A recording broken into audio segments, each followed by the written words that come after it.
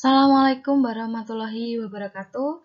Selamat pagi Mas dan Mbak, bagaimana kabarnya?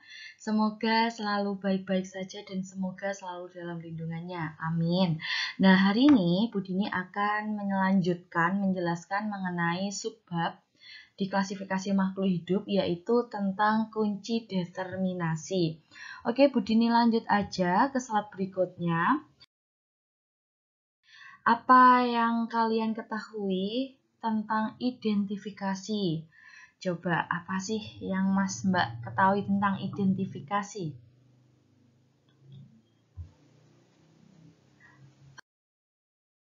Oke, identifikasi merupakan kegiatan dasar dalam taksonomi. Identifikasi mencakup dua kegiatan, yaitu klasifikasi dan tata nama. Salah satu kunci identifikasi ada yang disusun dengan menggunakan ciri-ciri taksonomi yang saling berlawanan.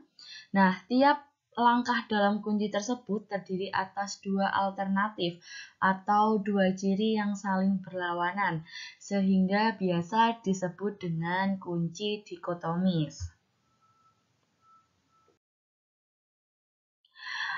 Lanjut aja, kunci determinasi atau biasa disebut dengan kunci dikotom merupakan cara atau langkah untuk mengenali organisme dan mengelompokkan pada takson makhluk hidup. Selanjutnya, kunci dikotom terdiri dari sederetan pernyataan yang terdiri atas dua baris untuk mengelompokkan atau menggolongkan makhluk hidup dan berisi deskripsi dari ciri-ciri organisme yang disajikan dengan ciri yang berlawanan.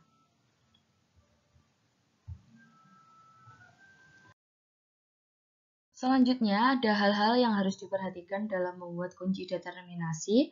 Yang pertama, kunci harus dikotom, artinya dia harus berlawanan. Selanjutnya, ciri yang dimasukkan mudah diamatin. Jadi, Mas dan Mbak, sebelum membuat kunci determinasi harus paham betul dengan ciri-ciri makhluk hidup yang diamati. Selanjutnya, deskripsi karakter dengan istilah umum sehingga dapat dimengerti orang. Jadi, Mas dan Mbak harus membuat istilah umum yang mudah dipahami atau dimengerti oleh orang lain. Selanjutnya, menggunakan kalimat sesingkat mungkin. Kemudian, setiap bait atau kuplet diberi nomor, misalnya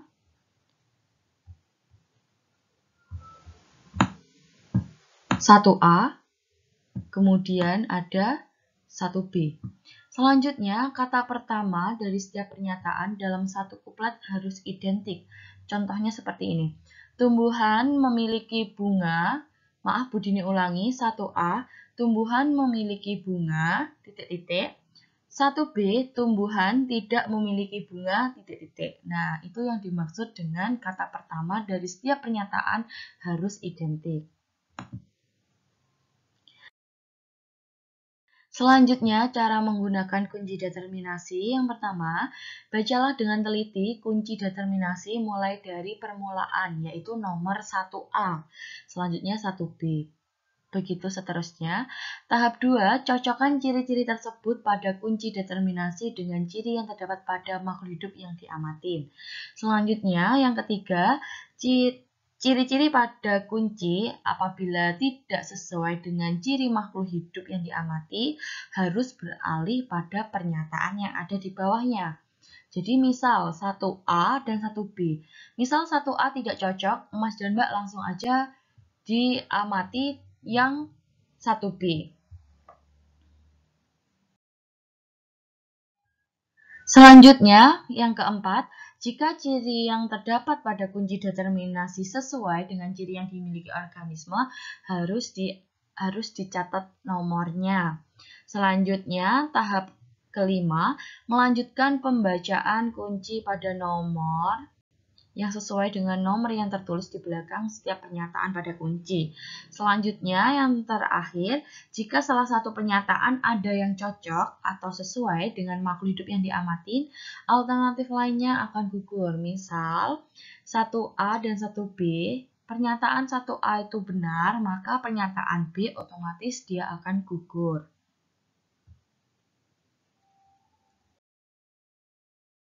Langsung aja Bu Dini ke pengaplikasian soal. Nah, Di sini Budini sudah menyajikan gambar dari cumi-cumi. Nah, soalnya seperti ini.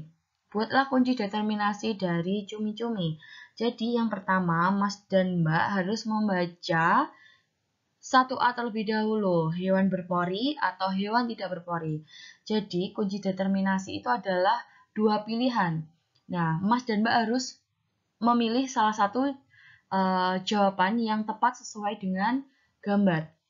Jadi, 1A hewan berpori, 1B hewan tidak berpori. Jadi, yang benar yaitu 1B. Hewan tidak berpori. Selanjutnya, ada clue-nya. Lanjut ke 2. Ke poin 2, tidak bertulang belakang atau bertulang belakang. Nah, cumi-cumi merupakan hewan yang tidak memiliki tulang belakang atau invertebrata. Lanjut. Jadi ditulis dulu ya, 1B, 2A.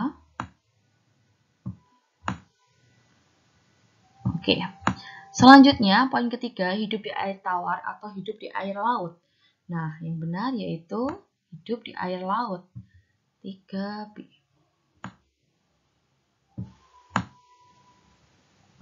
Selanjutnya, lanjut ke clue nomor 5. Nah, langsung ke sini ya Mas dan Mbak.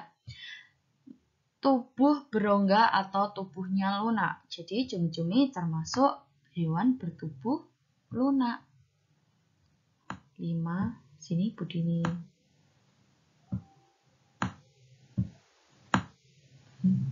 Nah, ini merupakan filum dari moluska atau hewan tubuh lunak dan biasanya tubuhnya dilindungi oleh cangkang. Nah, jadi kunci determinasi dari cumi-cumi 1B, 2A, 3B, dan 5B. Oke, selanjutnya. Nah, di sini ada lagi nih. Ada soal buatlah kunci determinasi dari pohon mangga. Nah, Mas dan Mbak langsung aja ke poin pertama. 1A tumbuhan tidak berpembuluh dan B yaitu tumbuhan berpembuluh. Nah, jadi yang benar mangga adalah tumbuhan berpembuluh. Jadi jangan lupa ditulis 1B. Selanjutnya, clue selanjutnya yaitu poin 3. Biji tidak ditutupi bakal buah atau biji tertutupi bakal buah. Nah, di sini adalah pohon mangga, biji tertutupi oleh bakal buah. Jadi 3B. Nah, selanjutnya, clue selanjutnya yaitu 5. Memiliki akar serabut atau memiliki akar tunggang. Nah, sudah ketahuan ya jawabannya. Nah, yang benar yaitu 5B, memiliki akar tunggang. 5B. Nah, yaitu mangga. Nah, di sini Mas dan Mbak, apakah ada pertanyaan? Apabila masih belum paham, boleh chat Budini atau komen di bawah berikut ini. Nah, latihan soal untuk Mas dan Mbak, Budini sudah membuatkan kunci determinasinya. Yang ditanyakan yaitu yang pertama, membuatlah kunci determinasi harimau atau Panthera tigris dari slide sebelumnya. Nah, kemudian yang kedua yaitu kunci determinasi ular piton. Yang ketiga yaitu kunci determinasi dari ayam. Yang keempat, kunci determinasi ikan mas. Dan yang terakhir, kunci determinasi cumi-cumi. Nah, kunci determinasinya ada di slide depan. Jadi untuk semuanya, latihan soal 1-5, kunci determinasinya ada di slide sebelum latihan pengembangan 1. Jadi Mas Mbak tinggal mencari aja.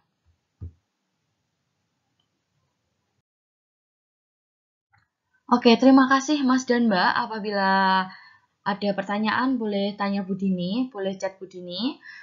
Sekian penjelasan dari Budini. Apabila ada kurang lebihnya, Budini mohon maaf.